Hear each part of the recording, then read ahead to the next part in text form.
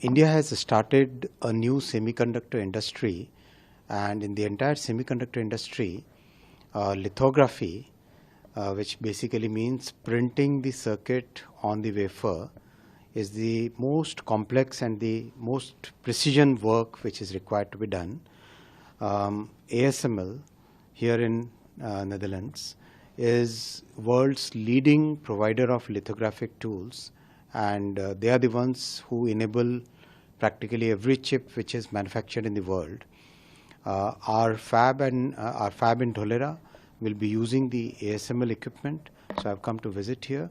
and understand the technology, and this is going to be a major thing for India, because many of the equipment manufacturers from all over the world are now looking at a base in India because of the design capabilities, because of the talent, and because of the consistent policies of our